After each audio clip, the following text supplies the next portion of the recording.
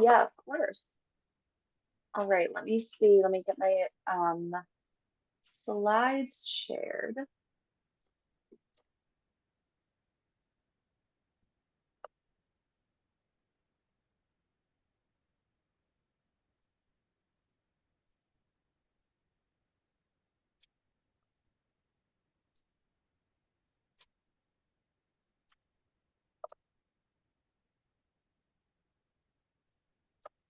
All right, does that look good on your end?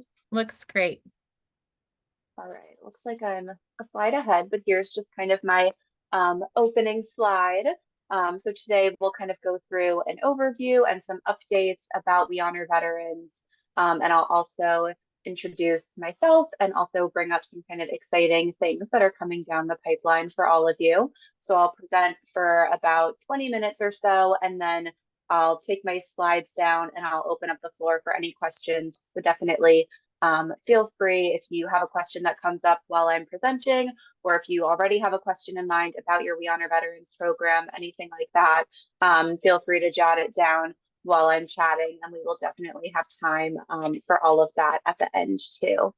And I'll also share these slides with Becky after so that she can distribute them out to all of you. So I know throughout the slides, you'll see there's emails, there's links, there's all different things. So you will have the slides after to go through. So just be aware of that. There's no need to kind of write anything down during if you don't want to. All right, so who am I? For some of you, I might be a familiar face or name or voice, but for others, I'm new. So my name is Tori Ring. I'm the Veteran Services Coordinator with We Honor Veterans. I am also a social worker and love to constantly be interfacing with so many other social workers through this job as well too. So I started in this role just about 6 months ago. So I'm still fairly new, but have gotten caught up really quickly as well too. So there's still some things that are new to me, but overall, I've really kind of just jumped in and taken over a lot of the responsibilities of this role fairly quickly. So a little context on my background. I was previously a housing case manager for a couple of years. I worked with homeless households that were experiencing domestic violence. And from there, I decided to pursue my Master of Social Work. So I pursued that at the University of Pennsylvania. And through that experience, really decided to focus on medical social work, specifically with older adults. And so I did a specialization in geriatric social work, and through that experience, I did a year-long internship at an inpatient hospice here in Philadelphia. So I was on their inpatient hospice unit, which then actually ended up closing halfway through my internship. So then I transitioned to do outpatient hospice and also helped out with their bereavement team as well. So I kind of got a nice sampling of all of the different services that are provided through hospice through that experience. And then in addition to that, throughout kind of all of these different roles I've held, I've constantly interfaced with veterans and worked with veterans through all of these positions. And so that combined with having close friends and family members that are also veterans and my experience in hospice really solidified this as a really exciting career move for me. So I was really excited to come into this role. A little bit of context about what my role looks like with We Honor Veterans. I really handle a lot of the day-to-day operations, so things like answering emails, reviewing reports, updating the program information, coordinating our webinars, sending out our newsletters. All of those things are things that I do. So if you've reached out to the veterans inbox or gotten feedback on a report or any of those things, there's a good chance in the last 6 months that that came from me. Previously, Emily Marge was in this role. So if you coordinated with her in the past, I am the new individual in the Veteran Service Coordinator role. So just to kind of ground us in the We Honor Veterans program a little bit, I'll also give a really brief history. So We Honor Veterans is a program of NHPCO, the National Hospice and Palliative Care Organization. So we are under NHPCO, but we also collaborate with the VA. So we work really closely with our representatives from the VA. I'm excited to have some VA reps on here today too. So the VA really influences a lot of our program functioning, the education that we put out. They're on a lot of our calls. So we work really, really closely with the VA, although we are technically a program of NHPCO. And of course, at the core of We Honor Veterans is our mission to serve those who served us. And I just wanted to kind of dive into that a little bit deeper. So the goal of We Honor Veterans is simple: to care for and honor veterans when they reach the end of life. Through We Honor Veterans, hospice providers, veteran-centric organizations, and other community-based organizations are guided to improve their understanding of veterans' unique end-of-life needs and also become skilled in integrating best practice standards and veteran-centered care into their daily interactions with veteran patients as well as their families. So I always think it's helpful to just kind of reflect on this mission and remind ourselves kind of what the, guiding mission is that unites all of us in this work. So speaking a little bit to Colorado specifically, I thought it would be interesting to just kind of pull out the We Honor Veteran rankings of Colorado as a whole. So altogether, we have 40 total hospice partners in Colorado. Of those 40 We Honor Veterans partners, 3 of you are at a level 1, 10 of you are at a level 2, 12 of you are level 3, 10 of you are level 4, and then 5 of you are level 5. So just kind of interesting to see those numbers. Then I also wanted to make sure that I acknowledged our upcoming annual leadership conference specifically for this group, since it's going to be held in Denver, Colorado this year. So this is happening in September. We have our pre-conference September 14th through 15th, and then our main conference September 16th through 18th. Our team was actually just there in Denver the last 2 days to visit the location, and we hope to see many of you there.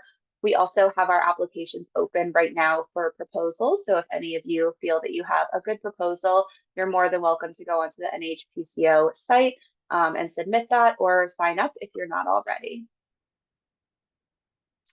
Then the other event that's just around the corner is our Interdisciplinary Conference 2024, which is our virtual, so it's completely online, our interdisciplinary conference that has both synchronous and asynchronous events. So this is really focused on members of the interdisciplinary team, so the social workers, nurses, chaplains, whereas ALC is more focused on hospice leadership. So this one is really focused on the interdisciplinary team, and we have a lot of really awesome keynotes and content coming up. I personally already have my whole calendar booked out to attend all of these awesome events. We have some really, really exciting keynotes that I'm excited about. And this is happening April 15th through 17th for the live events, but then there's also going to be a lot of on-demand content that's available from April 15th through June 15th.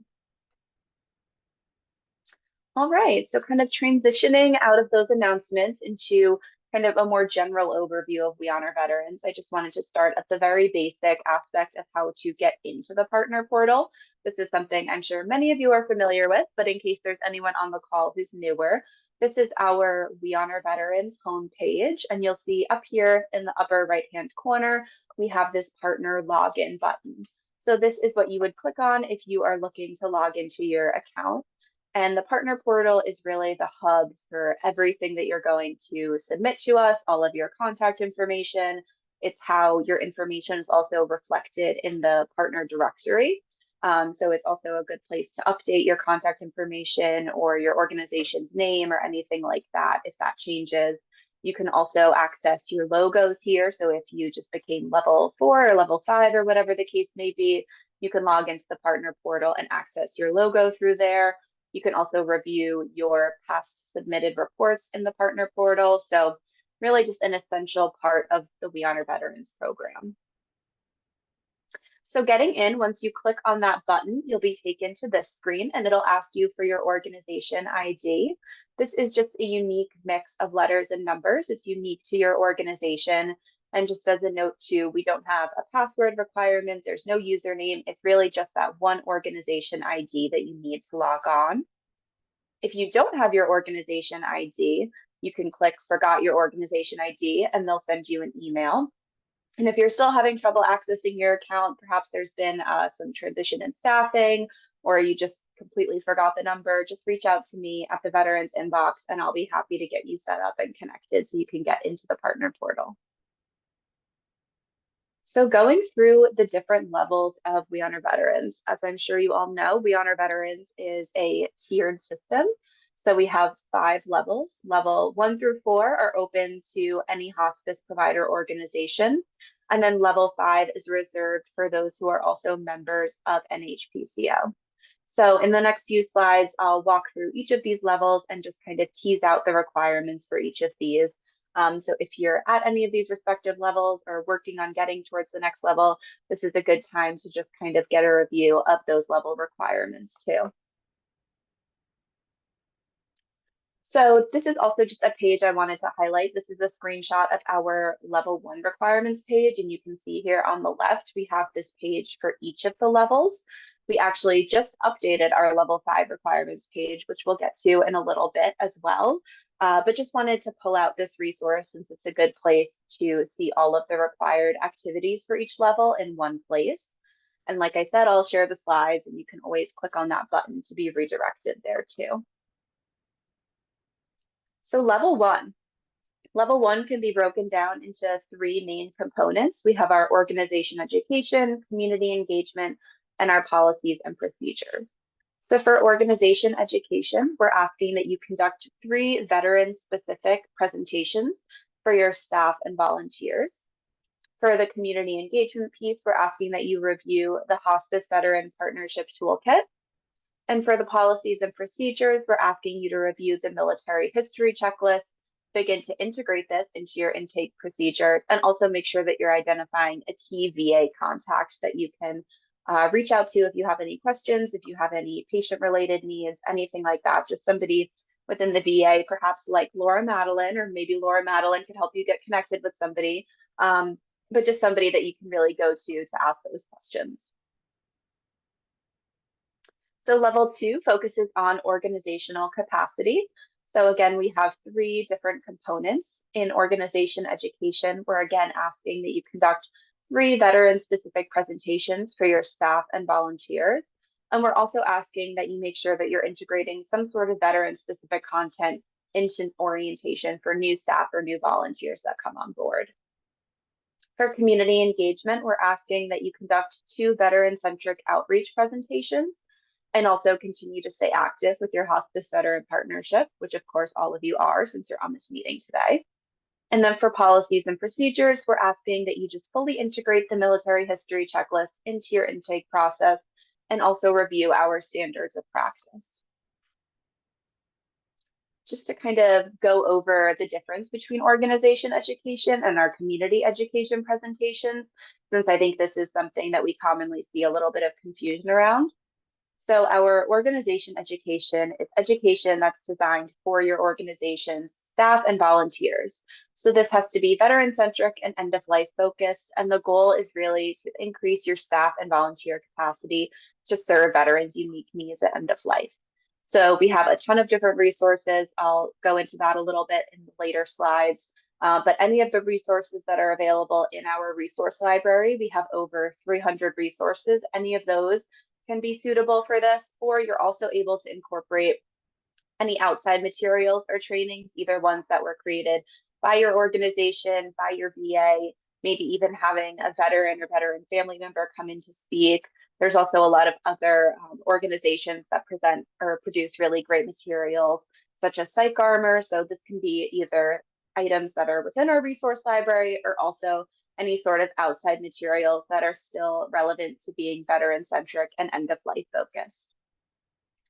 Then on the other hand, we have our community education presentations. So these are educations that are presented to the community, whether it's a community organization, a veterans group, a healthcare provider, a university, a church, a library. Any of those sites are completely acceptable. It's really just kind of up to your community and what sort of groups you're looking to educate or establish partnerships with. So the goal of this can be to simply just increase your community's awareness of veterans' needs at end of life. It can be helpful for establishing more ongoing partnerships, or also potentially engaging volunteers, whether that's just general volunteers or veteran volunteers. And again, you're able to use any of the materials that are in our resource library, or you can also use any sort of outside materials that feel relevant to present to that particular audience. Then level 3, our focus is strategic partnerships. So we have 4 components that all of these activities fall into. And I'm sure you're starting to kind of see at this point too, and something you probably already know is that each of our levels kind of builds on the last too. So there's a lot of overlap. So for this one, we have that we're asking you to conduct 3 veteran-specific presentations for your staff and volunteers. For community engagement, we're asking you to conduct 2 veteran-centric outreach presentations, and again, stay active with your HVP. Then we introduce the volunteer program. So we ask you to review the Vet2Vet volunteer fact sheet and also begin implementing a veteran-to-veteran volunteer program. And then for policies and procedures, we're asking you to start to evaluate how your implementation of the military history checklist has gone. So how many veterans have you served? What branch of service were they in? What conflict were they potentially involved in? All of those sorts of things. And we ask you to give some brief descriptions of those demographics that you've collected. And then we ask you to review our standards of practice and also describe what your process is for assisting veterans to access benefits who are on your service. For level 4, we focus on increasing access and quality. So again, we have 4 main components that all these activities fall into. For the organization education, we're asking you to just continue to incorporate educational material into your staff and volunteer trainings and orientations. So really just kind of choosing any of the resources in our library or outside resources that you feel are valuable for your staff, whether that's a refresher or education on something new. I like to say too, we see a lot of differences in the demographics that each hospice serves. So if, for instance, you're seeing that you have a lot more Vietnam veterans, it could be really helpful to do some additional education on that. If you're finding that you're seeing a lot of women veterans or homeless veterans, that might be something else that you could focus on having a specific training around. Then for the community engagement, we ask you to conduct 3 veteran-centric outreach presentations and of course, stay active with your HVP. Then for your volunteer program, we're asking you to start to evaluate your veteran-to-veteran volunteer program. So this really means just providing us with some insight about what recruitment looks like, what orientation looks like, and what sort of activities your veteran volunteers are engaged in. And then finally, for our policies and procedures, we're asking you to evaluate the military history checklist implementation again, to review our standards of practice, incorporate our VSQs, and also engage in a performance improvement plan. And I think those 2 are kind of the meatiest aspects of level 4 and maybe the ones that are a bit more challenging than some of the other ones. So the VSQ is a post-death survey that's specifically provided to veterans' family members post-death. And then the performance improvement plan relates to the VSQ and asks you to consider what area of the VSQ you might consider wanting to improve and how you can go about developing a plan for improving your results on that. And then finally, level 5, which is our highest level. Like I mentioned, this is also only available to partners that are also NHPCO members. So we have 4 main components in our level 5 activities. We have our organization education, which includes doing 4 staff and volunteer trainings, and also including Psych Armor's 15 things. We also have a special focus on Vietnam-focused trainings for this level. We also ask that you have a relationship with a VA accredited agent or VSO. We ask you to fill out our VA fact sheet, which is basically a fact sheet that has a number of different departments within the VA. And we ask you to just make sure that each department's contact information or process for working with them is listed out there, which is really helpful for distributing to staff or maybe even family members if they need assistance connecting with someone. We also ask that you utilize our screening guide and also review our standards of practice. For the community engagement, we ask that you hold 3 community presentations, and we ask that one of these include a panel discussion. I think that the panel discussion can sometimes feel a little bit intimidating, but I always like to say that a panel just means that you have two or more people speaking on and answering questions about a particular topic. So those can be two or more people that are from your organization, from outside your organization, a combination of both, whatever feels the most fitting. Then we ask that you have 4 vet-to-vet cafes, which are really just a casual opportunity to bring veterans in your community together and offer them space and appreciation. And then we ask that you do 2 community or statewide events. And one of these must be a Welcome Home Vietnam Veterans Day, which we just recently celebrated. And so many of you did so many incredible events. I've been seeing a lot of those events coming in through our story submissions, and I just love to see those too. And we're always excited to kind of highlight any of those events that our members have. And then we have our volunteer program. So we ask that you provide us with the number of veteran volunteers that you have, and also just discuss the orientation process for them and any activities they're involved in. And then for data collection, we're asking you to, again, continue to review your military history checklist and provide us with the demographics of the number of veterans you've served, what conflict they might have been involved in, whether or not they're connected with the VA, if they have had any incidents of PTSD, moral injury, or suicidality, and what treatments were used, if so. We're also asking to learn a little bit more about the pinning ceremonies you've conducted. And this can be just kind of a sampling or example of a couple of pinning ceremonies. I know a lot of you will do upwards of 50 pinning ceremonies a year, and you definitely don't need to list each one out for us, but just kind of give us some larger information about your pinning ceremonies, or maybe highlight a couple of particular examples. And then we also have an annual report that we require.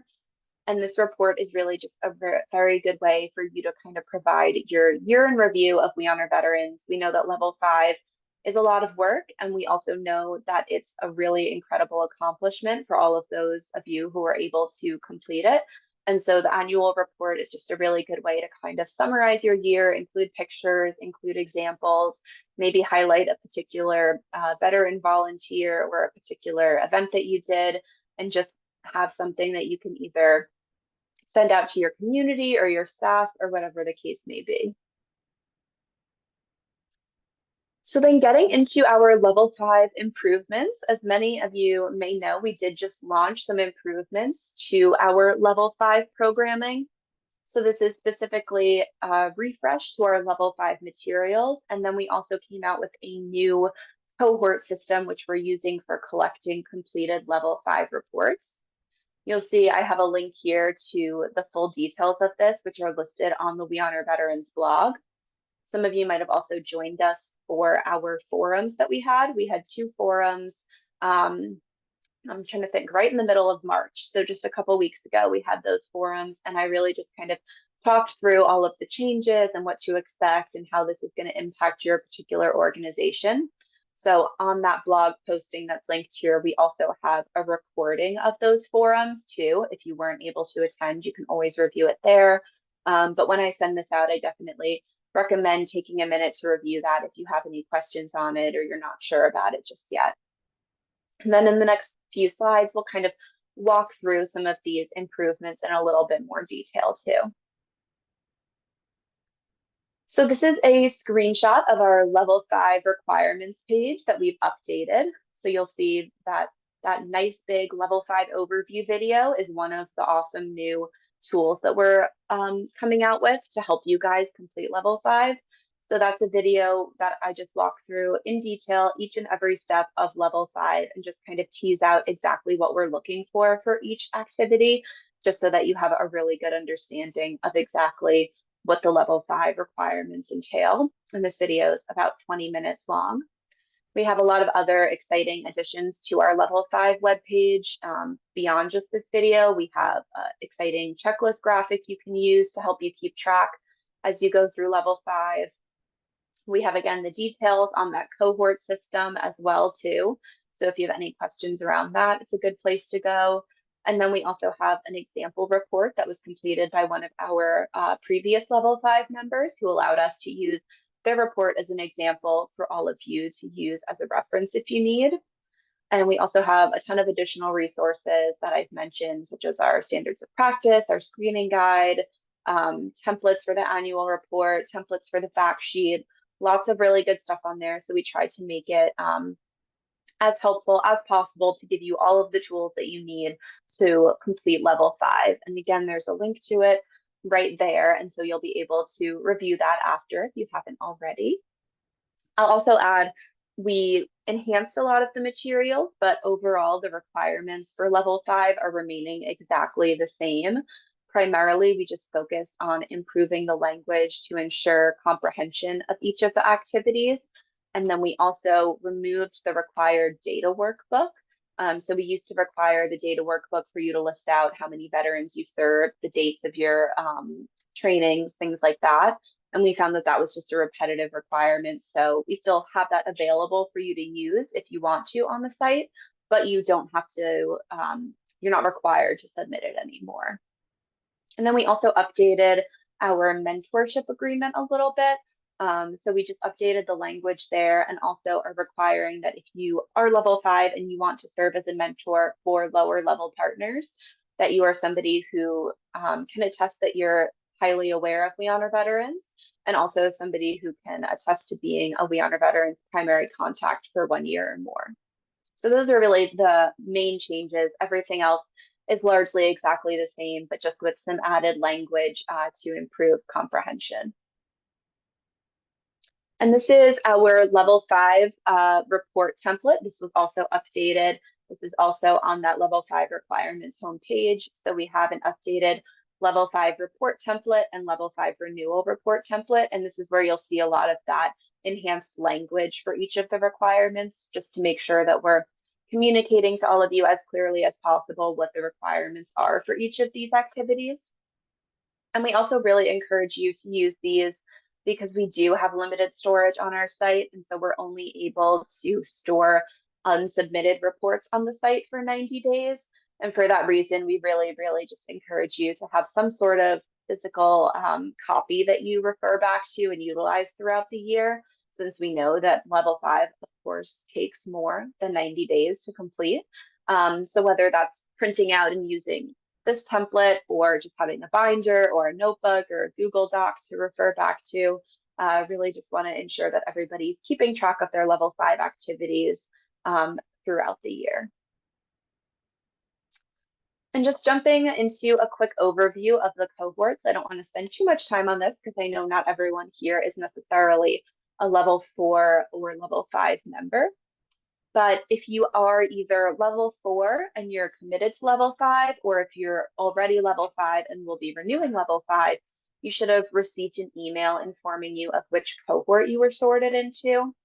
So we transitioned to the cohort system since our previous system, which required you to turn in your report 1 year after the date that you last submitted it, created a lot of unnecessary confusion. We had due dates that were kind of all over the place, so it was hard for us to keep track of and also hard for all of you to keep track of, especially if you have a couple of sites you're coordinating between, or also if your due date is changing every year. So going forward, everyone will have the same due date each year. So if you were put into the spring cohort, your due date is April 30th. If you're in the fall cohort, your due date is October 31st. And then you'll see we have the review period, which is the month after, and that's the period in which the We Honor Veterans team will be going through all of the reports and making sure they fit our qualifications. And if there's any disparities, we'll reach out to you and let you know what revisions are needed. And then we have that final revisions deadline, which is June 30th and December 31st, respectively. We're also returning to our pre-COVID standards in terms of re-rankings.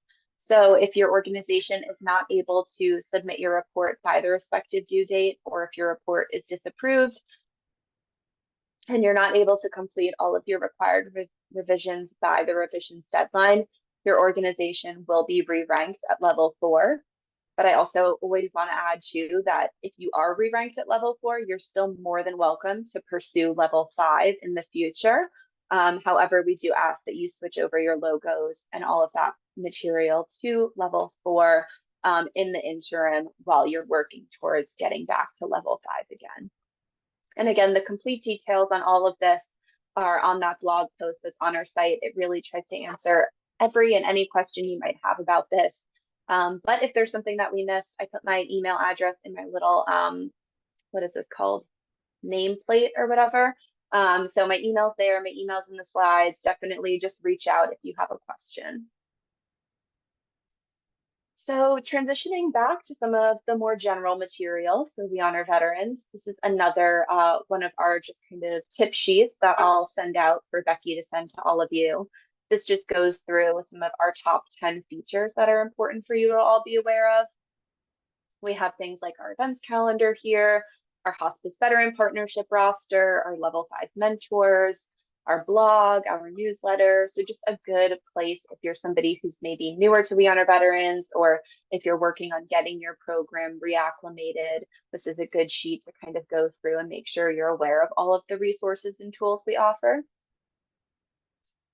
And just to highlight our resource library, I know I touched on this before, but this is where you access it through our website. Just circled up here, we have resources, and you'll see we have over 300 resources. This number is actually even higher than it was when I initially took this little screenshot. So lots of resources, and you can filter them by a number of different categories too. Just kind of pulling out some recent additions. We have one that goes over PACT Act benefits, the VA Caregiver Support Program. We have our LNEC content. We have our VA We Honor Veterans Building Community Connections webinar.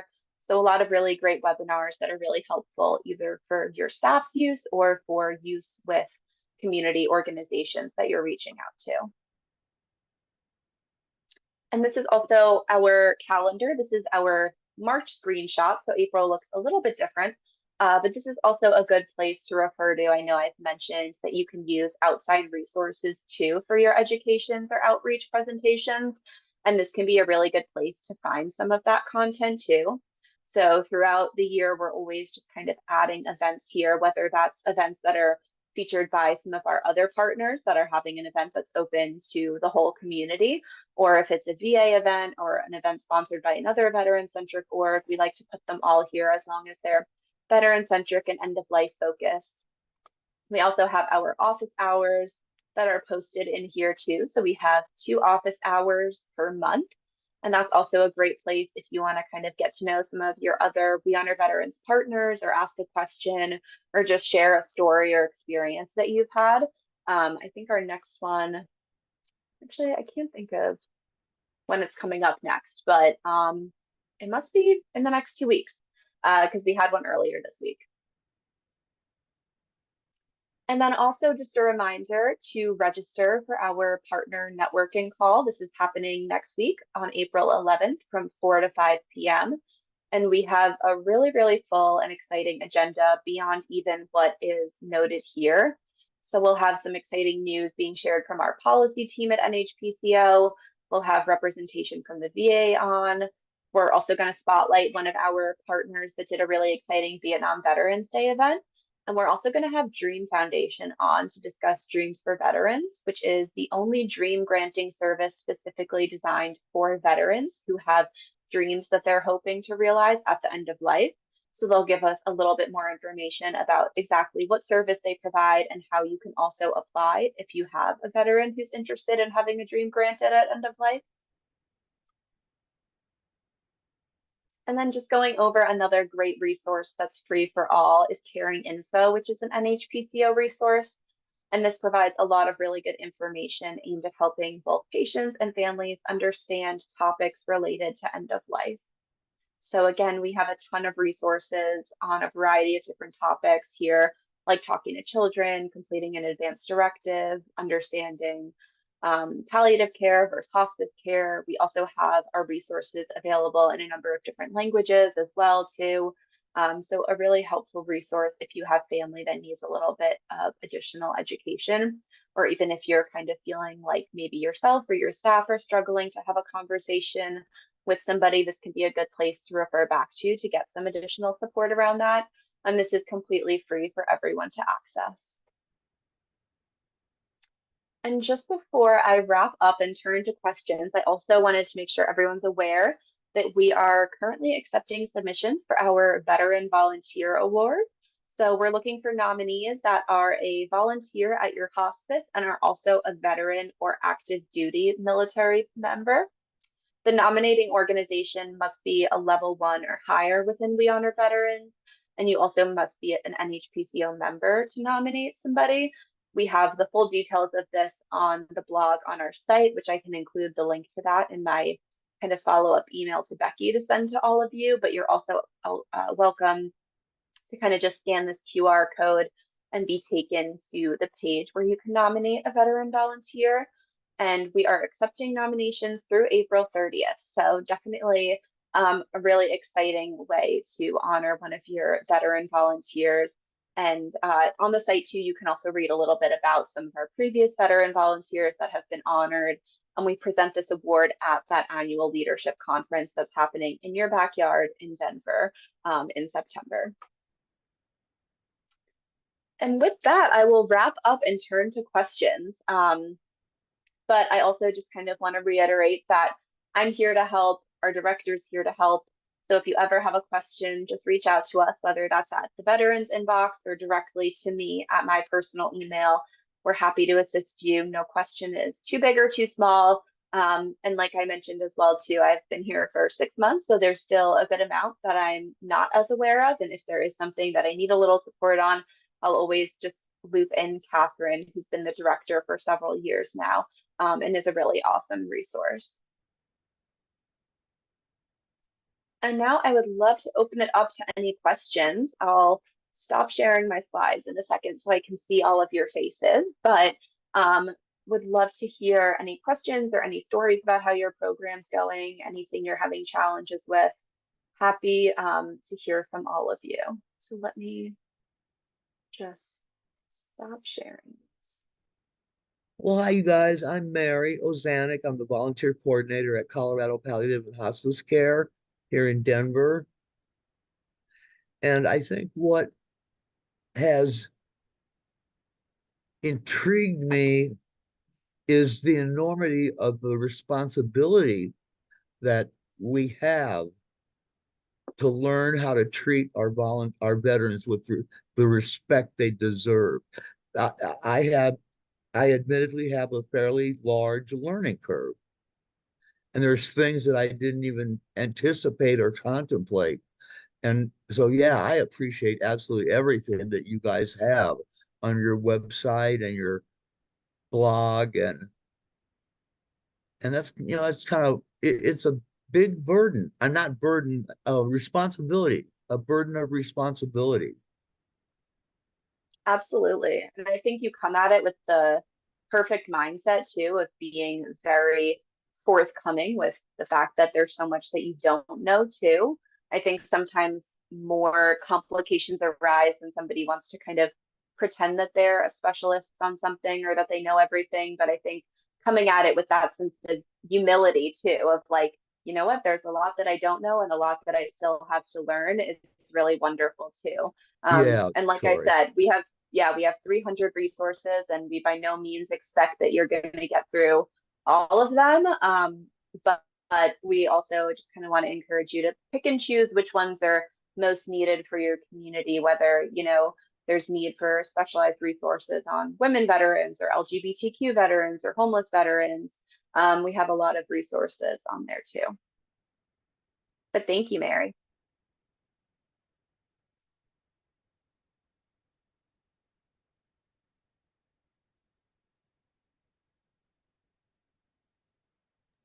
Oh, Olivia, it looks like your sound is maybe not, I'm not able to hear you. I'm not sure if others are having the same issue.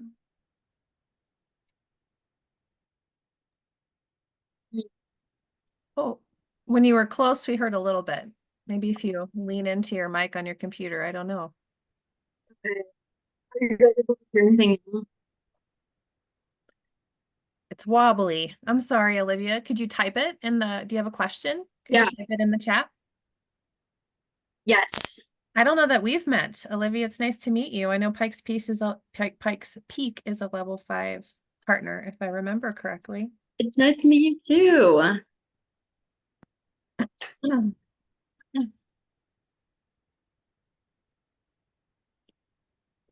I have a question about, as a relatively small hospice in the mountain area of Colorado. We do work, we try to cooperate with Becky's been a wonderful support to us in a variety of ways. And as I'm sure other of our partners are, but I think it's not realistic for a hospice like ours to even try to do level 5. I mean, we don't have the manpower to do it. And I think that when you talk about making multiple community presentations, we have limited audiences at wide distances who we can't go back over and over again to present to. So I'm wondering, how does one stay at a level and be considered to be active and not have to be progressing up the ranks? Mhm. Yeah, no, I really appreciate that, Wendy. And I appreciate the feedback too, that it feels inaccessible for your organization to achieve level 5, because I think that's something that I know myself and our director, Catherine, are kind of constantly working on and struggling with, is how do we make level 5 both challenging and a significant accomplishment, but also something that is approachable for as many different sorts of hospice organizations as possible. So no, I definitely appreciate that feedback, and it's definitely something for us to think about further. In terms of kind of staying at your level, at this time, level 4 is, the highest level that you could achieve aside from level 5. And so at this time, we don't have any specific process for you to renew level 4. However, we do expect that all of our level 4 participants are still staying up to date with all of the requirements and are continuing to operate at a level 4 level. That being said, we are working on having some sort of renewal process for level 4. I don't know exactly when that will come out, but we do want to have, similar to how level 5, we have a process for people to renew each year and just demonstrate to us that they're staying active. We're working on developing a similar process for level 4, because we do recognize that that's needed. But right now, there's not necessarily anything that you need to hand in to us or submit to stay at a level 4. If somebody, I'm not even sure it's realistic for us to get to level 4. I mean, we do our history, and we admit maybe one veteran a month in our mountain area. I mean, so it makes it hard to have a robust veterans program when our staff is dealing with one vet. Well, now right now, I think we probably have 5 or 6 hospice or veterans on hospice service in our mountain area. And we have very few organizations in our mountain area that serve them, other than our few primary care doctors' offices. So I think that somehow there maybe needs to be some accommodation for those of us in more isolated areas that don't have the capacity to do these big levels, but we want to still honor the veterans we serve, which we do. Yeah, absolutely. No, I really appreciate that, and that's something definitely to bring up again with the rest of the team and kind of continue to talk about, because we definitely want there to be a way for you to be included and feel as much a part of We Honor Veterans as any other hospice is. I'm curious, did you say what level you're at right now? Well, we've been at level 1, but we can't hold there. So that's the problem. And we are a small nonprofit, freestanding nonprofit hospice, which is an anomaly anymore. Yeah. That was my question. So if someone's a level 1, a level 2, do they have a due date like the level 5 does for renewal, or can they stay there until they get a chance to, is there a time frame for them to have to go level up, or can they stay there? Yeah, no, that's a good question. And again, something that we're kind of working on revising too. Since the We Honor Veterans team is really just myself and our director, Catherine, and we do have over 3,000 members, it's something that we're, constantly playing with, is how do we make sure that we're having some sort of kind of quality control for the levels without overburdening ourselves too. So that's definitely something that we're actively working on and thinking about a lot. But to answer your question, so level 5 is the only level that we have that renewal requirement for. All of the other levels, there's no renewal requirement. So that being said, you can pretty much at this point float at level 2, level 3, level 4, for however long as you want, but we want to make sure that you're still staying active too.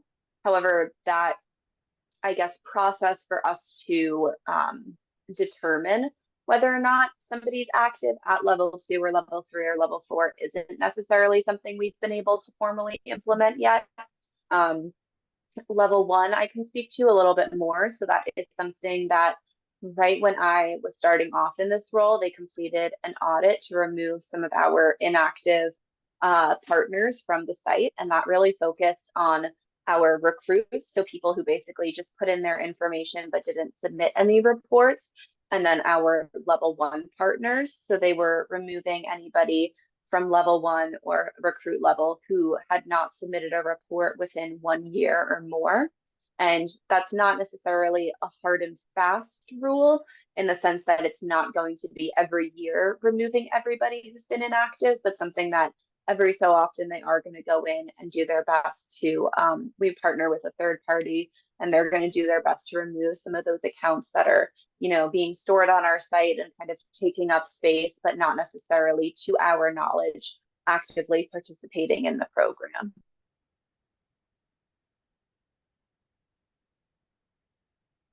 So I will confess that we were purged in that process. Mhm. So what we need to do then is to reapply for level 1. And because we're doing the things that we said we would do, but we've not been reporting them. Yeah. I would say, to just reapply. And I think that's something that we're noticing a lot too. And something I've been speaking to Catherine about is that so many of our partners, you're out there and you're doing the works and you're having the education and you're doing pinning ceremonies and all of these things. But unfortunately, the only way that we can keep track of that is based on what you report to us on the partner portal. So I think doing as best as you can, I know, you all are wearing multiple hats and have a ton that you're doing, but unfortunately, the only way we can really see what you're doing is through the partner portal. So doing your best to kind of keep that updated is my biggest recommendation. Did you see Olivia's question there in the chat, Tori? Yeah, what's the difference between the pre-conference and the main conference in September? That's a great question that I don't have a complete answer to just yet. So I'm not part of the conference planning committee. And also it's going to be my first conference with ILC too.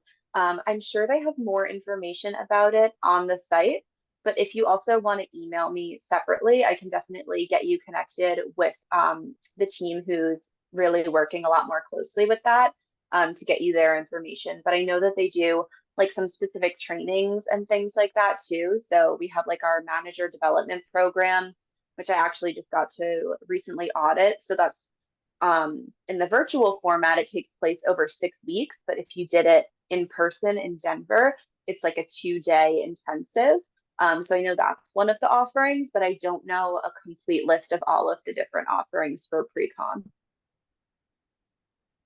I had a question about the education offerings I am so thankful for the portal and all the things that you provide and reorganizing level 5. And I'm excited about kind of some of the new language that makes it easier to understand.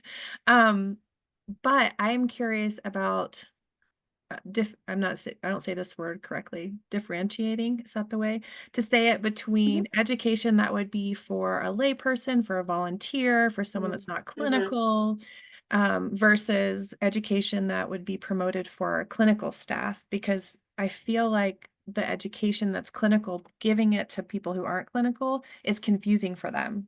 I don't want a volunteer to work outside their role, and act in a social worker should act. So that would be helpful, I think. Or maybe there's some resources I just have missed, or some different, I can't say that word, delineation between the education. Yeah, no, that's a good point. And I think you're right that a lot of our education does skew more clinically focused. And so I do think that would be helpful, right? If we had like I mentioned, there's that option to like filter on the side. And if there was a way to filter like, okay, like where are the clinical educations and where are the ones that are more appropriate for like a volunteer or a person who's a receptionist at your hospice or anything like that. That would be really helpful. I can try to send over like a couple examples. I think some of the things that focus more on like history of service or history of veterans or of course like Psych Armor's 15 Things can be really helpful for Yeah, more of that like makes a layperson audience. But I also would encourage you to kind of, you can also have separate trainings too. So for instance, if you feel like, you know what, our volunteers would really benefit from some of the education around like honoring veterans at end of life, but the nurses would really benefit from something that's a little bit more clinical, you can kind of tease that out and have separate trainings for different staff. And then the other thing I would say is to just kind of consider, you know, maybe some of the volunteers or people that are not in clinical roles for that to be an opportunity where you could have a speaker come in from the VA or incorporate any sort of like outside information, or maybe it's even just like having one of your nurses speak to volunteers or staff about their experience. So that can be like a good way to incorporate some of that outside education that's not necessarily listed in our resource library, but can be more tailored to the specific needs of those groups. So there is wiggle room, because when I read it, it looks like the moral injury, the suicide and the PTSD trainings are for every person, staff and volunteer, but those trainings are really clinical, I think. But I love what you just said about having one of our nurses talk to like real experience being with veterans at end of life within our own organization, and that would count too. Mhm. And I've done some of that differentiation on my own, and I've continued to pass the level 5, so that's good to hear. Mhm. But when I first did it, that froze me. My first, the first time I was in this role and I got to that, and I'm like, Yeah. so that's helpful to hear, hopefully for everyone, that there Mhm. is some wiggle room and that we can show we need to be committed to educating our staff and our volunteers, but it doesn't have to look the same for every staff and every volunteer. That's what I'm hearing. Yeah. Yeah. Yeah. And I'm writing down all of these kind of things that you're bringing to me as well too, because I think this is a place not only for me to, you know, help answer any questions you have, but also for your feedback to help us improve the program too. So I think that's a good point, right? That some of those Vietnam trainings, we're requiring them for all volunteers, but are they really something that's necessary for all volunteers? And I think that's something that I'll definitely bring back to the team and talk a little bit more about. Thank you. We had a Yeah. wonderful person from the VA, Elizabeth Holman. Did I say her name right, Laura Madeline Holman? Um, did an overview that was very accessible for our volunteers, that we Oh, recorded, good. shared with our volunteers and staff for the non-clinical, but it still touched on moral injury, PTSD, suicide awareness. And she touched on a lot of things rather than going Hmm. into the depths of it. Like and Yeah. the webinars are excellent. They're just, yeah, really clinical. So Yeah. No, that's great. I'm glad you were able to kind of figure that out. I also saw, oh, Olivia asked, how often do you have networking events such as the one on April 11th? So we have those on about a quarterly schedule. It really just kind of depends, since we have a lot of different people coming on those calls when the best availability is for everybody, but they're usually quarterly. And we also, if you wanted to go on the site and like review any of our past partner networking calls, they're all recorded and listed on the site as well too. I want Laura Madeline to be able to share a little bit about our next HVP meeting topic. So is there anyone else that has a question for Tori? I really appreciate your time, Tori. I know you have 3,000 people. So, I mean, yeah, pretty lucky to have you say yes to spending an hour with us, and appreciate the PowerPoint and the thoroughness and the resource that will be for all of us. So I'll send it out when I get it, and thank you so very much. Yeah, absolutely. And like I said, definitely feel free to reach out if you guys have any more specific questions or something pops into your head after this. We're always here to answer questions. Thank you. And I'm really grateful for our next education too. So Laura Madeline, can you share a Yeah. little bit about that? Yeah, speaking of being a little more clinical, Next month, we will have Ben Kramer, who is our suicide prevention program coordinator at the Rocky Mountain Regional VA Medical Center. He will be doing a presentation about assessing the veteran hospice population for suicide and appropriate interventions and safety planning. He is going to go over like some basics, some statistics. We know that veterans are at higher risk for suicidal ideation and suicidal attempts. So he'll go through some of that, and then I think he's hoping to also facilitate a little bit of a discussion because it is an interesting topic with this population. So that'll be next month, and I apologize I won't be able to attend a doctor's appointment. Just that's like it's that day or my son's birthday that I could go. I'm like, Oh, I no. guess it'll be during that meeting. So I'm really sorry, but Stephanie Hartz has agreed, and I will remind her again to attend on that day, kind of in lieu of me being able to attend. So thanks for understanding on that. Well, and this is a great one to invite our clinical staff too, our nurses and our Yeah. social workers. And if you're like, I have a hospice and palliative care, the palliative care team, this would be really helpful for Oh, them yeah. too. So I have our email back and forth, Laura Madeline, but if there's a bio of, is his name Ben? And then I'll share that out wide with everybody. That would be awesome. And thank you so much for putting that together. I really appreciate it. Yeah. Yeah, I think, if any of y'all have other topics, I think we're a little low on inspiration. So you can message Becky or myself Yeah. just to get some topics for the summer and such. Yeah, if you have somebody reach out, that would be great. Yeah. Well, thank you so much for all your time. I'm gonna stop the recording. I forgot to do that here.